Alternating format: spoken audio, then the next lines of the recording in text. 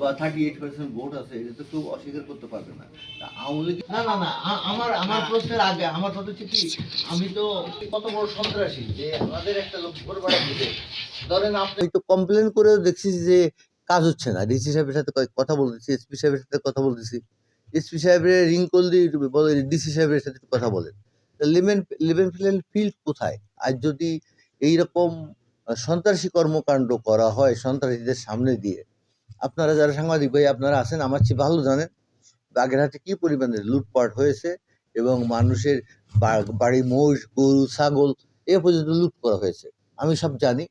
আপনারা 2001 সাল থেকে 6 সাল পর্যন্ত আমার কর্মকাণ্ড আপনারা দেখেছেন। আমি কিন্তু কখনো কোনো সময় এটা রিকমেন্ড দিলে কে আওয়ামী লীগ কে বিএনপি আমি দেখিনি।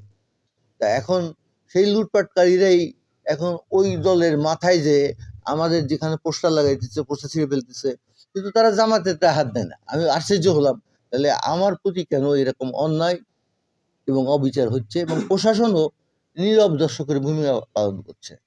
তারা যাচ্ছে, যাওয়ার পরে আবার তারা আমাদের অফিসে তালা দিয়ে দিচ্ছে। তাহলে এটি কেমন যাওয়া হলো? তারা কাউকে অ্যারেস্ট করে না, কোনো অ্যাকশনে যায় না। তাহলে প্রশাসন কেন দ্বৈত ভূমিকা পালন করতেছে? তাই এই নির্বাচন নিয়ে আমার এখন সন্দেহ হইতেছে যে এরা কি আসলে এই বাগেরহাট জেলায় সুষ্ঠু নির্বাচন হবে, না ওই সেই সেই স্বৈরাচার সরকারের আমলে যে নির্বাচন হয় ওইরকম নির্বাচন হবে।